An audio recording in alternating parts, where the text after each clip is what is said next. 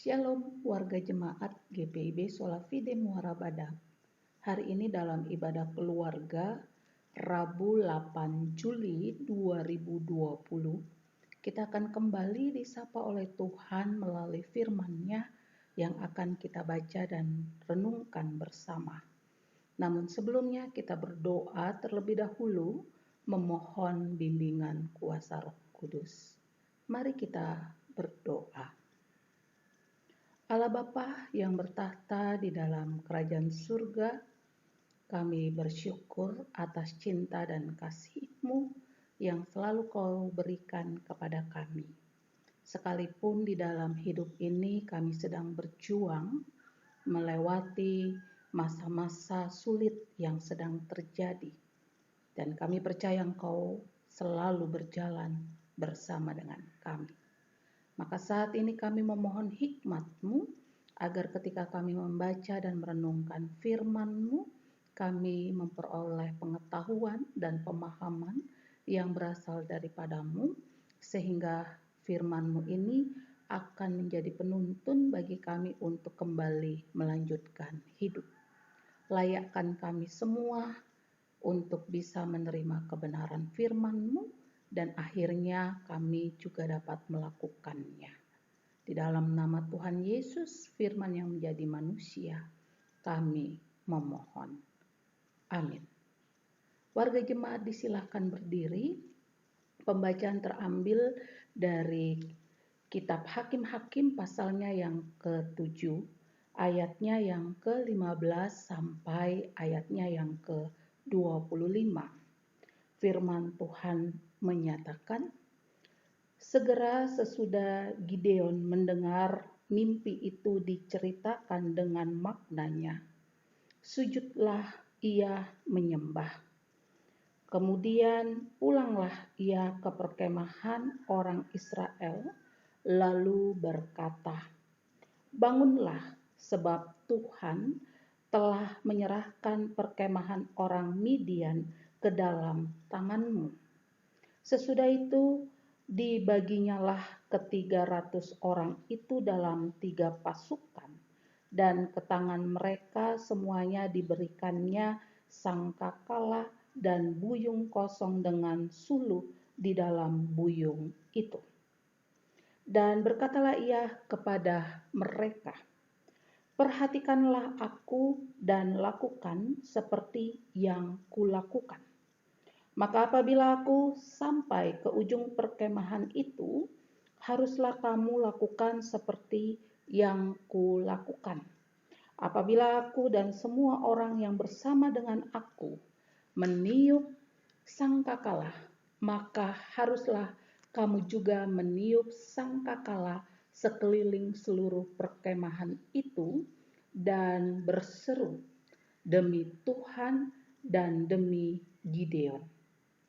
Lalu Gideon dan ke-100 orang yang bersama-sama dengan dia sampai ke ujung perkemahan itu pada waktu permulaan giliran jaga tengah malam. Ketika penjaga-penjaga baru saja ditempatkan, lalu mereka meniup sangkakala sambil memecahkan buyung yang di tangan mereka. Demikianlah ketiga pasukan itu bersama-sama meniup sangkakala dan memecahkan buyung dengan memegang obor di tangan kirinya dan sangkakala di tangan kanannya untuk ditiup, serta berseru, pedang demi Tuhan dan demi Gideon.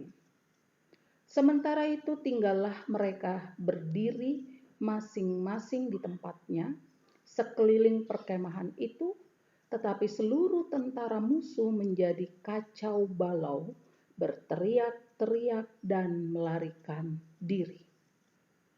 Sedang ke-300 orang itu meniup sangkakala, maka di perkemahan itu Tuhan membuat pedang yang seorang diarahkan kepada yang lain. Lalu larilah tentara itu sampai ke Bet-sita ke arah Zerera, sampai ke pinggir Abel Meholah dekat Tabat. Kemudian dikerahnyakanlah orang-orang Israel dari suku Naftali dan dari suku Asyar dan dari segenap suku Manasye. Lalu mereka mengejar orang Midian itu. Gideon menyuruh juga orang ke seluruh pegunungan Efraim dengan pesan, turunlah menghadapi orang Midian, dan dudukilah segala batang air sampai ke Bet-Barah, dan juga sungai Yordan. Maka semua orang Efraim dikerahnyakan, lalu mereka menduduki segala batang air sampai ke Bet-Barah, juga sungai Yordan. Mereka berhasil menawan dua raja Midian, yakni Oreb dan Zeb. Orang dibunuh di gunung batu Oreb, dan Zeb dibunuh dalam tempat pemerasan anggur Zaid. Mereka mengejar orang Midian itu, lalu mereka membawa kepala Oreb dan kepala Zeb kepada Gideon di seberang sungai Yordan. Demikianlah firman Tuhan. Terpujilah Tuhan kita Yesus Kristus. Haleluya. Haleluya. Haleluya. Haleluya. Jemaat disilakan duduk. Cinta dan kasih Tuhan kepada umat-Nya tak akan pernah pudar. Sekalipun umat seringkali tidak setia kepada Tuhan, namun Tuhan tetap setia kepada umat-Nya. Hukuman yang membuat penderitaan menjadi bagian dalam kehidupan umat Tuhan sesungguhnya bukan karena cinta dan kasih Tuhan tidak ada lagi, atau penyertaan Tuhan di dalam kehidupan umat tidak ada lagi. Tetapi sesungguhnya hukuman yang menyebabkan umat mengalami penderitaan merupakan bukti cinta dan kasih Tuhan kepada umat-Nya. Sehingga umat akhirnya menyadari bahwa diri mereka telah meninggalkan Tuhan. Dan akhirnya mereka memutuskan untuk kembali datang kepada Tuhan dan memohon pertolongan Tuhan. Saudara-saudaraku yang terkasih di dalam Tuhan Yesus. Pertolongan Tuhan kepada umat-Nya selalu nyata dan tidak pernah terlambat. Teks Alkitab yang kita baca saat ini menceritakan bagaimana Tuhan menolong umat-Nya melalui Gideon. Tuhan memakai Gideon untuk menyatakan cinta dan kasih-Nya kepada umat-Nya. Dan dalam teks diperlihatkan kepada saudara dan saya bagaimana Gideon yang diberikan kepercayaan oleh Tuhan untuk menyatakan cinta dan kasih Tuhan di dalam kehidupan umat-Nya, yang dimana Tuhan akan menolong umat-Nya. Terlihat bagaimana Gideon melibatkan Tuhan di dalam perjuangan yang dia lakukan untuk melepaskan umat dari orang Midian. Dan ini yang tergambar dari teks yang kita baca, yang diperlihatkan melalui sikap Gideon, di mana Gideon mau mendengar dan melakukan apa yang Tuhan katakan kepadanya.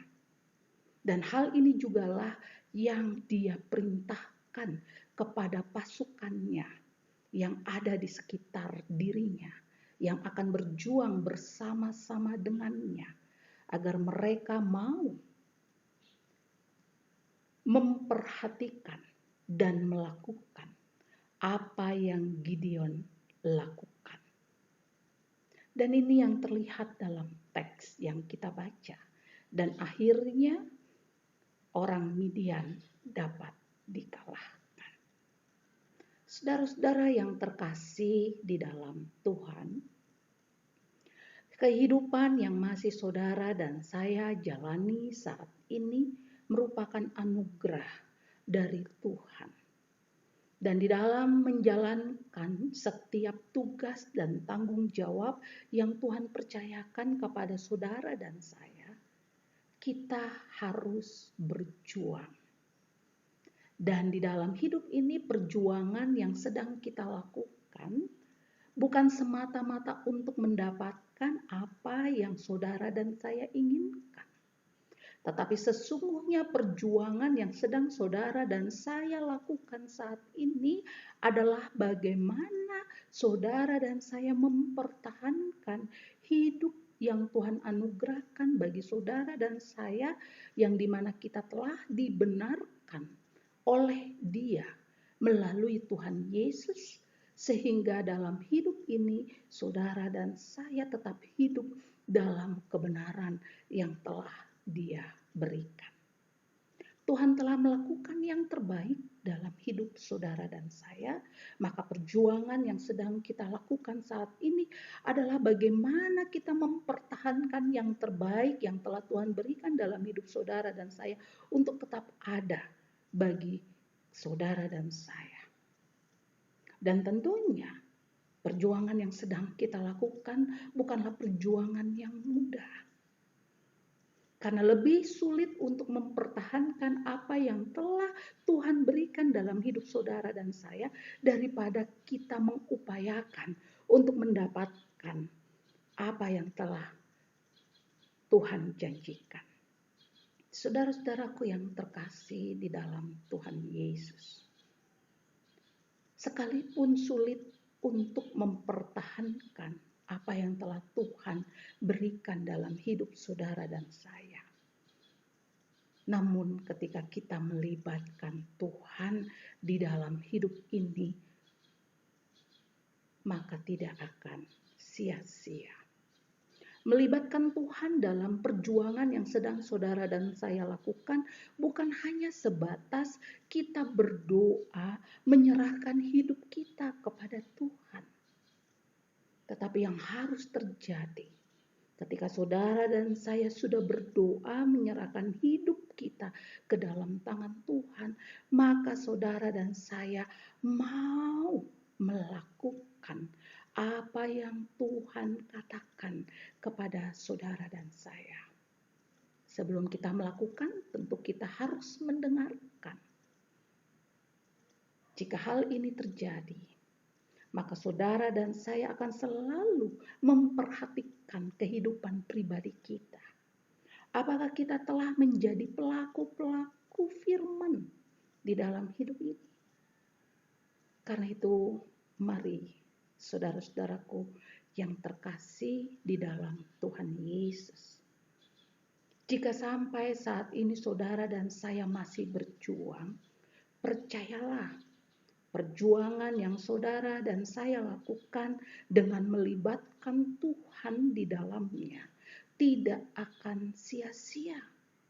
Namun sebaliknya, jika saudara dan saya tidak melibatkan Tuhan, maka apapun yang kita lakukan dan apapun yang kita kerjakan, semuanya tidak akan mendapatkan yang terbaik dalam hidup saudara dan saya. Karena itu mari, melalui firman Tuhan yang kita baca dan kita renungkan pada malam ini, kiranya memberikan kekuatan bagi saudara dan saya untuk kembali melanjutkan perjuangan di dalam hidup ini. Lihatlah Gideon yang dipercayakan oleh Tuhan untuk bisa menyatakan cinta dan kasih Tuhan bagi umatnya. Dia bisa mengerjakannya karena dia mau mendengar dan melakukan apa yang Tuhan katakan. Dan dia juga mengajak orang-orang di sekitarnya untuk memperhatikan dan melakukan apa yang dia lakukan di dalam hidup sebagai orang yang mau mendengar dan melakukan perkataan Tuhan. Maka hal yang sama juga akan terjadi dalam hidup saudara dan saya. Kita akan dimampukan oleh Tuhan untuk tetap bisa mempertahankan kebaikan Tuhan di dalam hidup saudara dan saya, untuk tetap menjadi bagian milik kita. Ketika saudara dan saya selalu mau mendengar dan melakukan apa yang Tuhan katakan, dan juga mengajak orang-orang di sekitar untuk selalu memperhatikan dan melakukan setiap hal yang Tuhan nyatakan dalam hidup ini.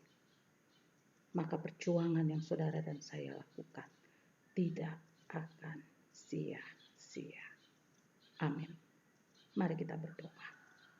Terima kasih Tuhan, biarlah firman ini menjadi kekuatan dan peringatan bagi kami untuk kembali berjuang di dalam hidup ini.